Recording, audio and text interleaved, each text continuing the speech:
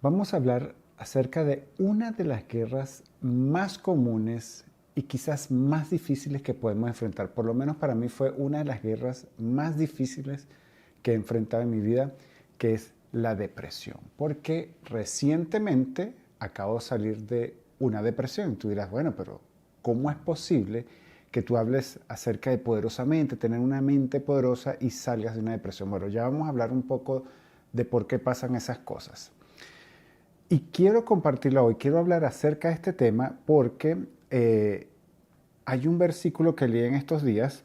Aquí tengo mi libreta de anotaciones con la cual, si me ven hablando o bajando la mira es porque estoy mirando esto, o el teléfono buscando las anotaciones.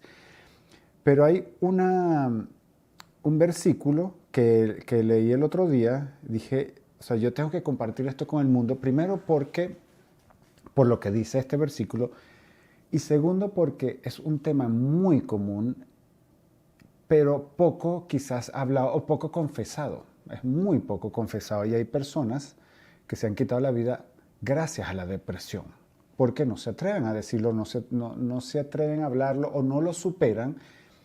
Y es una salida muy fácil porque encuentran que es mucho más fácil quitarse la vida que lidiar con la depresión, porque no es fácil. Valga la redundancia en las palabras que digo y disculpe que sean tan repetitivo, pero no es fácil lidiar con la depresión. Entonces, mucha gente termina quitándose la vida y muchas personas que quizás ustedes conocen, que se me vienen a la mente ahora, por ejemplo, Anthony Bourdain, quizás, bueno, es uno de los casos que más me resaltó cuando estaba pasando por este proceso y logré empatizar muchísimo con él, logré entender mucho su situación.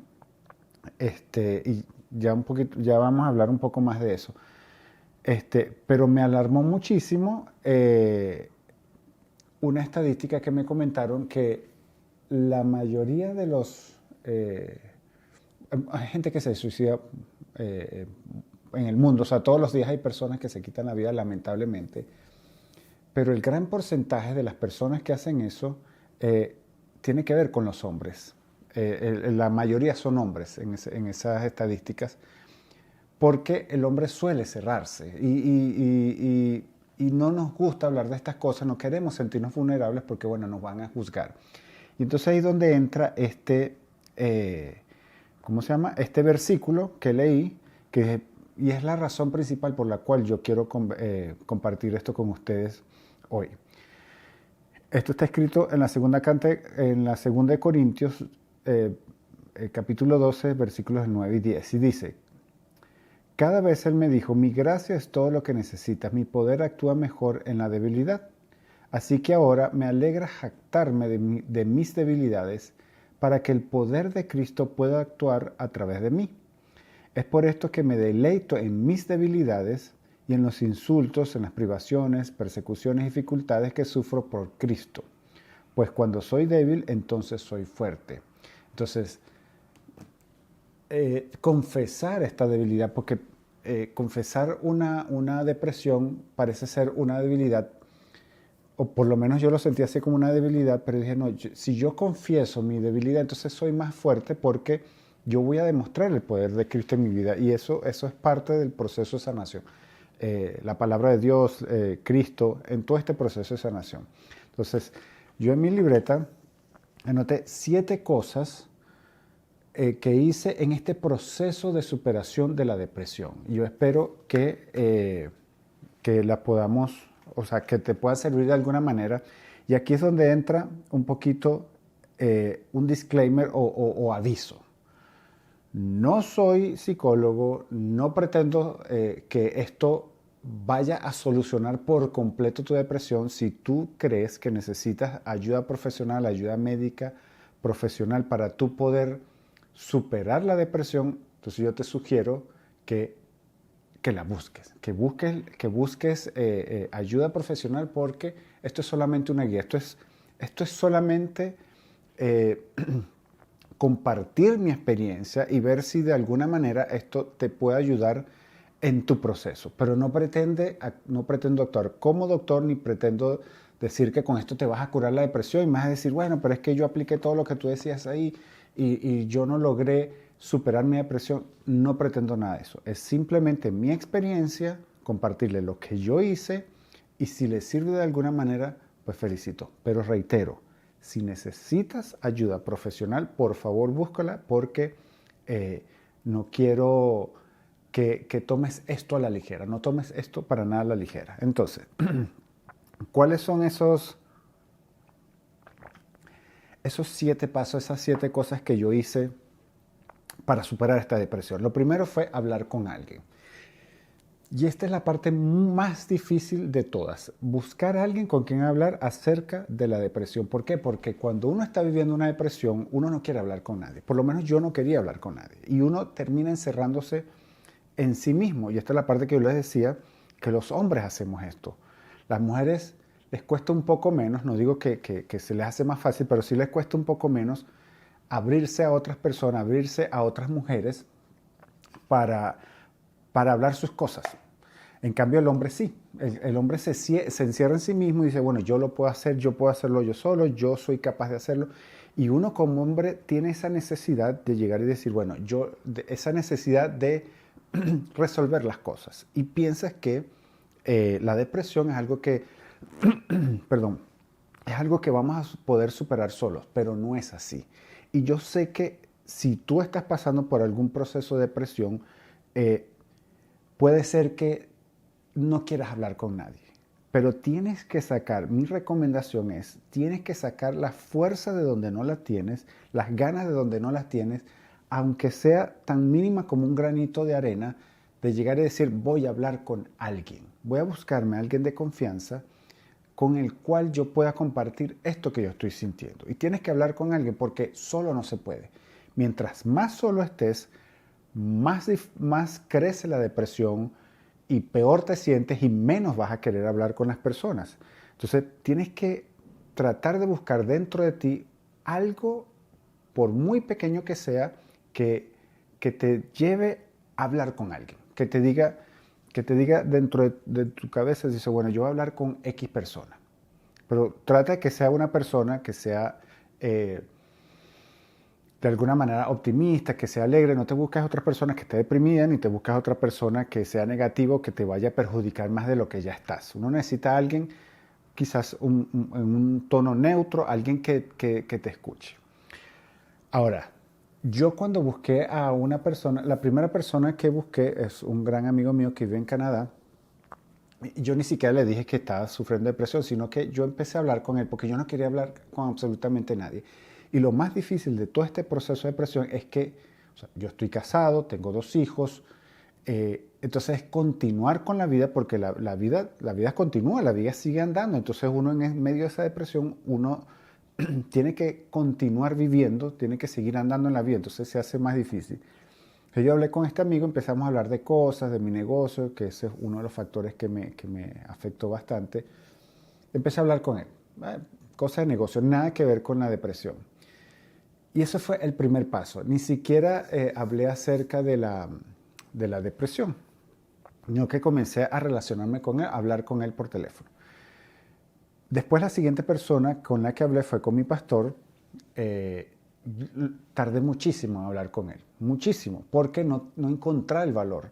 No encontré el valor no porque no quisiera confesar mi depresión, sino porque yo no quería que él me viniese a decir, mira, es que tienes que hacer esto, vamos adelante, porque ese es uno de los grandes problemas que pasa con la depresión, es que queremos solucionar con buenas intenciones la vida a otras personas, empezamos a decirle consejos como, vamos, tú puedes, pero por favor, ¿cómo te vas a deprimir? Y damos una serie de consejos o de tips y cosas cuando la gente a veces lo único que quiere es ser escuchada. Y eso era lo que yo quería. Yo me tardé a hablar con mi amigo, que es mi pastor, porque él también es coach. Entonces yo no quería que me viniera a coachar ni me dijera cosas, vamos, que tú puedes. Yo no quería absolutamente nada de eso. Yo lo único que quería era expresarle mis emociones, expresarle cómo yo me estaba sintiendo. Y yo se lo dije, yo fui súper claro con él, le dije, mira, yo me tardé. De hecho, cuando nos sentamos a hablar, fuimos a comprar una pizza, nos sentamos a comer y Y me costó llegar al punto donde empezamos a hablar de lo que yo estaba sintiendo, porque yo decía, yo no quiero que él venga a decirme, no, haz esto, me viniera a coachar. Pero al final lo hice y eso me ayudó muchísimo a, a empezar a abrirme, empezar a confesar, empezamos a ver. Y él me dijo, mira, yo tenía ganas de agarrar y decirte, pero háblame, porque él veía, muchas personas veían a mi alrededor cómo yo de a poco me estaba apagando y no quería conversar con nadie. Me fueron viendo progresivamente cómo yo me iba deprimiendo. Y hasta que, bueno, tuve este valor, hablé con él, empecé a confesar y eso comenzó un proceso de sanación. Un proceso de sanación, perdón, pero lento, pero seguro. Y lo otro que hice después fue hablar con otra amiga de la iglesia, una señora amiga de la iglesia, que aquí, este fue como el punto de inflexión donde comencé de verdad mi sanación de la depresión, porque comencé a hacer pasos específicos. Ella se llama Carolina, Carito Iglesias, ¿por qué acudí a ella? Porque ella escribió un libro que se llama Volver a Vivir. Yo le voy a dejar el link abajo para que si quieres alguna guía, algo para ayudarte en la depresión, también el libro de ella es espectacular, se llama Volver a Vivir.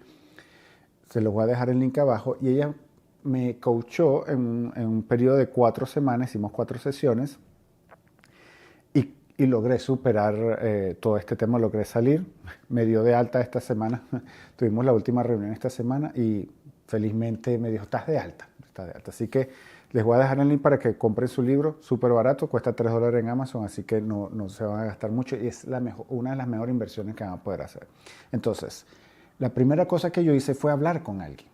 En ese proceso también hablé con mi esposa, antes de hablar con Carolina, yo hablé con mi esposa, tuve que confesarle todo esto que sentía porque nos estaba trayendo problemas en nuestro matrimonio y es duro, o sea, es duro porque tú o sea, estás acompañado pero a la vez te sientes solo y esa es una de los dolores, por eso es que se hace tan difícil a veces la depresión porque estás acompañado pero a la vez te sientes solo y yo creo que eso le pasó a Anthony Bourdain. Si no lo conozco, búsquenlo por ahí porque era una persona muy conocida, hablaba de restaurantes, viajaba por el mundo, o sea, tenía una vida, no era una vida tan ostentosa a pesar de que tenía plata, pero se la pasaba viajando, conocía a otras personas, comía la cultura, de eso se trataba su programa porque él era chef. Pero a pesar de todo eso, a pesar de todo eso que uno veía por fuera, que se veía muy bien, él se sentía solo.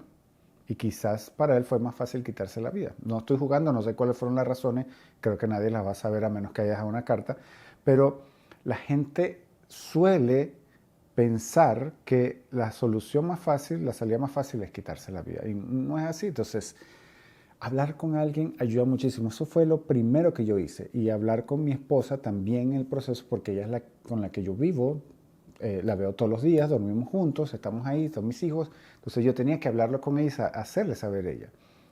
Doy gracias a Dios por toda su paciencia, por toda la comprensión que ella tuvo, porque si no, de verdad que hubiese sido mucho más difícil. Así que lo primero es que tú tienes que buscar a alguien con quien hablar. No importa si sean un par de palabras, decirle, alguien que te haga sentir bien, no alguien que te venga a llenar eso sí se lo aconsejo, no alguien que te venga a llenar de negatividad o de pesimismo, no.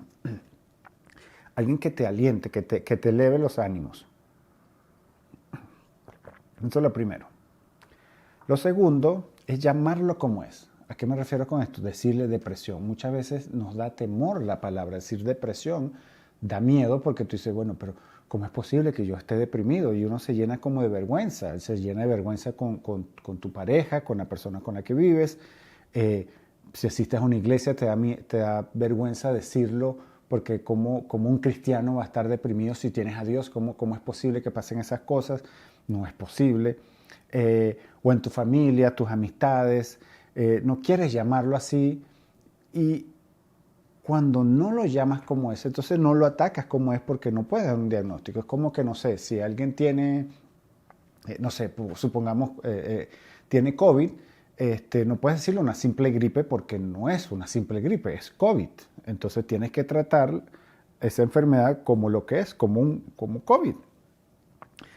Entonces, llamarlo como es nos ayuda a entender, nos ayuda a asimilarlo, nos ayuda a hacer las cosas que nosotros tenemos que hacer, aunque eso signifique también buscar ayuda profesional de algún psiquiatra, de algún médico profesional que ayude en este proceso. Porque si no, vamos a seguir llamándolo a la ligera. Vamos a seguir diciendo, bueno, pero es que es una tristeza profunda o es lo que sea, y puede ser que estés en una etapa temprana de una depresión donde sientes una tristeza profunda. Así que llámalo como es. Dile depresión, me siento deprimido y yo quiero hacer algo al respecto. Eso es una de las cosas que yo creo que también fue determinante para mí, el hecho de primero llamarlo como era. Yo no me atrevía, eso lo hice a través de... ya después cuando estaba trabajando con Carolina, donde me atreví a decirle, bueno, estoy deprimido. Estoy deprimido y necesito hacer algo al respecto. Y lo que me ayudó, eso me iba a decirles, es que yo decía, bueno, estoy deprimido, pero en el fondo de mi cabeza decía, yo no me voy a quedar así, yo no me quiero quedar así toda la vida. O sea, yo no pretendo quedarme deprimido toda mi vida. Se cortó y tuve que volver a darle a grabar. Ok, yo no pretendo quedarme así toda la vida. Yo tengo que hacer algo al respecto. Eso me ayudó muchísimo saber en el fondo de mi cabeza que yo decía, yo tengo que hacer algo. Aunque no tenga muchos ánimos, aunque yo me sienta que no tengo ánimos de nada, yo sé que yo tengo que salir de esto por mi propio bien y por el bien de mi esposa y mis hijos. Así que bueno, lo segundo es llamarlo como es. Lo tercero es entender que puede llegar de repente, aunque todo parezca andar bien. Muchas veces pensamos que, o sea, la depresión puede venir por diferentes factores. Puede ser que murió algún familiar, sufriste alguna pérdida de algo material, o, por ejemplo, no sé, se te incendió la casa o perdiste el auto. Pueden haber muchas, en fin, pueden haber muchas razones por las cuales se te haya disparado o te haya ocasionado una depresión, una tristeza muy profunda y terminaste en una depresión. Y puede llegar de repente, puede ser que tú tengas un buen puesto de trabajo, puede ser que ganes bien, vivas en una zona súper arreglada, muy cómoda, tengas todas tus necesidades cubiertas, o como Anthony Bourdain, que viaja por el mundo y conocía gente. Puede ser que tengas mucho dinero y tengas todo lo que alguien pudiese desear, todo lo que alguien pudiese desear tener en sus vidas, como una vida arreglada. Aún así puede llegar la depresión, aún así te puede llegar de repente sin tú saberlo. A veces no entendemos porque llega una tristeza tan profunda que tú dices, no sé dónde viene, me siento profundamente triste y no entiendo dónde viene porque tengo todo, tengo casa, auto, familia, hijos, un buen trabajo, un buen sueldo, gano bien, tengo ahorros. ¿Cómo es posible que yo me sienta así? Porque llega así de repente, llega. De repente hay cosas en nuestro pasado que se fueron acumulando en el subconsciente y no tenemos ni idea de lo que sucede en nuestra cabeza, en nuestro subconsciente más profundo, y pasa algo que lo dispara así, de la nada. Algún evento que llegue y dice, ¡pum!, te disparó ese recuerdo subconsciente que no sabes que estás ahí y te dispara y te ocasiona una depresión. Así que puede llegar de repente, si tú estás, obviamente que esto yo no se lo deseo a nadie, no quiero que nadie pase por esto es horrible, pero te puede llegar. Y si tú entiendes eso, o sea, no luchas contra eso, así como que, pero ¿cómo es posible? Porque yo creo que muchas personas que quizás se sienten bien o que están bien acomodadas se terminan de hundir más en la depresión porque dice, ¿cómo es posible que yo me sienta así si yo tengo todo esto? Y se hunden más. Entonces, no, hay que entender que le puede llegar a cualquiera, desde el que menos plata tiene hasta el que más plata tiene, desde el puesto más bajo en una organización como hasta el más alto, cualquiera puede sufrir de depresión. Un cristiano, un ateo, un agnóstico, cualquier persona puede sufrir una depresión y llega de repente. A veces no tenemos control de esas cosas, nos llega. De repente nos pasan cosas que tú dices, bueno, no sé, ponte que alguien se separó, terminó su matrimonio y dice, y no la pasó tan mal. Y de repente tú dices, bueno, estoy bien y de repente me llegó una tristeza profunda. Así puede ocurrir. Entonces yo quiero que entiendas que aunque tú estés bien, aunque tengas todas tus cosas en orden, te puede llegar. Puede ser que todas las cosas en tu vida estén alineadas, pero te puede llegar una depresión. Así que lo mejor es entender eso. Cuando uno entiende todas estas cosas, uno lo puede pasar mejor. Lo otro que hice, que es el siguiente paso, es que entender que fuimos específicamente elegidos. Esto fue algo muy revelador para mí. Esto lo trabajé yo con Carolina, porque estamos en nuestra primera reunión y esta tristeza profunda era como, o sea, me siento que no soy nadie, que no soy importante. A eso te lleva la depresión, a pensar que tú no eres valioso, que para qué estás en esta vida, y por eso es que la gente se quita la vida.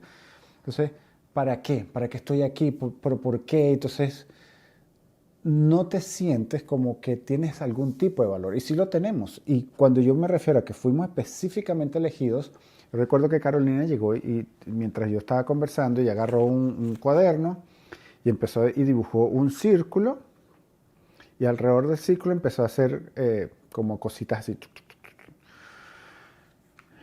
Y yo me imaginé más o menos qué es lo que era, pero ella me pregunta, ¿tú sabes qué es esto? Entonces me señaló así el círculo. Ahí. Me señaló el círculo con todas estas cositas así alrededor. Entonces se los voy a hacer aquí porque para que ustedes entiendan más o menos de qué estoy hablando. Ella hizo un círculo y cositas así alrededor. Vamos a ver, ya se los voy a enseñar. Algo así. Es algo así. Entonces, creo que no se ve muy bien. ¿Me tapa la cámara? Así, ahora sí. Un círculo con varias cositas así. Y yo me imaginé más o menos qué era, pero me dice, ¿sabes qué es eso? Y yo me imagino que debe ser un óvulo con espermatozoides. Se me dice, sí. Y tú, de todos los millones de espermatozoides que salieron en ese momento, tú fuiste el único que fecundó el óvulo. El único. Entonces, cuando tú lo tienes desde esa perspectiva, tú dices, o sea, ya te sientes que eres importante. Entonces yo quiero que tú entiendas esto. Fuiste específicamente elegido por alguna razón, por algún motivo. Dios te eligió específicamente a ti entre los millones de posibilidades que había en el momento en que fuiste concebido, porque había millones y millones de espermatozoides en ese momento. Entonces tú fuiste específicamente elegido para algún propósito. Cuando tú entiendes eso, tú dices, algo te empieza a cambiar la perspectiva en cuanto a que no eres importante, aunque no sabes qué vas a hacer en esta vida, algo vas a hacer. No te preocupes ahora si no sabes qué es. El tema no es esto, sino entender que fuiste específicamente elegido, no otros de los millones de posibilidades que había en ese momento. Fuiste tú. Y cuando tú entiendes eso, tu mente empieza a cambiar, tus emociones comienzan a cambiar y tu depresión comienza a mejorar porque tú dices, wow, de verdad que sí, estoy aquí por alguna razón. Yo no sabía, por lo menos quizás sí sabía, pero la depresión te hizo olvidarlo. Entonces yo quiero recordarte que tú fuiste específicamente elegido. Entender eso puede ser un cambio drástico en el juego este de la depresión. Lo quinto que hice fue hacer una carta de perdón. Conversando con Carolina, me di cuenta que había muchas cosas en mi pasado, con mis padres, con gente, que cargaba dentro de mí y que quizás la depresión hizo que floreciera más o quizás hizo que la depresión quizás hizo que eso floreciera y que a su vez alimentaran la depresión. Entonces, llevamos con cargas cosas que suceden en nuestro pasado que a veces tomamos como si fueran nuestra culpa y resulta que no. La culpa es de eso que nos sucedió, es culpa de alguien más. O sea, si tú sufriste algún maltrato en tu pasado por tus padres, no es que yo lo haya sufrido, pero si tú sufriste algún maltrato por tus padres, Entonces tú puedes llegar y decir, bueno, es culpa mía porque yo me portaba mal o yo no sé qué, empiezas a justificar el maltrato de ellos, pero el maltrato nunca es justificado. Entonces, ¿a qué se refiere esto la carta del perdón? Es que tú vas a llegar y vas a escribir, ¿qué fue lo que yo hice? Escribí una carta de perdón por las cosas que quizás me afectaban de mi papá y de mi mamá y que yo siento que no me gustaron, que como que todavía llevo esa carga encima, o llevaba, porque ya la solté con este tema de la carta. Entonces hice una carta con todas las cosas que yo le perdonaba a mi mamá y a mi papá. Todas. Una carta para él y una carta para ella, aunque mi papá ya no está aquí, él murió el año pasado. Hice una carta para cada uno de ellos. Y ahí solté todo. Solté todas las cosas que yo sentía que me pudiesen estar afectando de cosas que ellos me hicieron a mí. Entonces le escribí todo. Después esa carta yo se la entregué a Dios. Toda esa carga se la entregué a Dios y hice una oración y a medida que iba orando, bueno, esto me ayudó, esto porque yo lo hice con Carolina, pero no necesariamente tienes que hacerlo con alguien más, ni tienes que leérselo a alguien más. Pero yo con Carolina en este proceso lo que hicimos fue que yo escribí la carta, se la leí a ella y leyéndola en voz alta, quizás si estás solo, si lo haces solo, lo lees para ti. Mientras leía, entonces tú vas escuchando en tu misma voz audible todas estas cosas y las vas soltando y le dices a Dios que le entregas todas estas cosas, le entregas todas estas cartas que tú ya no, todas estas cosas que te hicieron, que ya tú no quieres seguir cargando con esa carga. Entonces las vas soltando. Yo con ella lo que hice fue, fuimos rompiendo la carta, la dejamos en pedacitos y a medida que lo íbamos haciendo yo iba orando a Dios y lo iba entregando a Él. Pero otro ejercicio también que yo lo hice hace muchos años es, puedes quemarla con mucha seguridad en un lugar donde no vayas a ocasionar un incendio en tu casa. Pero agarras la carta, pum, y la quemas. Quemas la carta. Y dejas ir todo eso. Perdonas. Y el perdón no es, aunque tus padres puede que estén vivos o puede que no, y puede que tengas una relación con ellos, con la persona, pueden ser tus padres o hermanos o alguna otra persona, puede ser que ellos estén vivos, ni siquiera los ves desde hace tiempo, pero cargas con ese rencor por dentro, tienes esa carga por dentro. Pero el perdón, la carta del perdón, lo que hace es que te libera a ti. Tú piensas que vas a perdonar, pero ¿cómo yo voy a perdonar si él o ella me dejó y me hizo esto o lo otro? Tú no perdonas a ellos, tú perdonas por ti, porque basta de cargar ese peso encima. Entonces los perdonas para tú librarte de un peso, no porque les vas a perdonar a esa persona, ni siquiera tienes que volver a relacionarte con esa persona si es que no quieres. Ahora, si en el proceso de perdón tú ves, dice, bueno, puedes hacer las paces bien, pero no estás obligado a hacerlo. El perdón no significa que tú vuelvas a tener una relación con esa persona, pero sí te libera de la carga y la sueltas. Tú no te imaginas el peso que se te quita de encima. Parece que cargaras una mochila con un montón de piedras encima y que las sueltas, la ligereza que vas a sentir es reconfortante, es muy aliviante. Entonces, ese fue uno de los pasos. Escribir una carta de perdón, quemarla y entregársela a Dios. El otro paso es enlistar fortalezas y aplicarlas a tu vida. Yo sé que en un proceso de depresión uno no encuentra fortalezas, uno no sabe, uno no se siente que sea fuerte, uno no siente que tenga cosas positivas, uno no siente absolutamente nada. Pero te pido que escribas cosas que tú sabes antes de entrar en un cuadro depresivo, que tú sabes que eres bueno en eso. Yo escribí varias, pero de todas las que tengo aquí 3. Yo soy servicial, sincero y convenzo a otros en una buena manera, pues, para que hagan cosas. Entonces, y enlisté otras más, pero es una lista no tan grande, pero tampoco las voy a leer todas. Entonces, la idea de enlistar fortalezas y aplicarlas en tu vida es que uno te hagas consciente de que tienes cosas buenas, tienes fortaleza. A pesar de que no las puedas ver en este momento, tienes cosas buenas. Entonces, es un ejercicio para que tú indagues qué cosas buenas haces tú.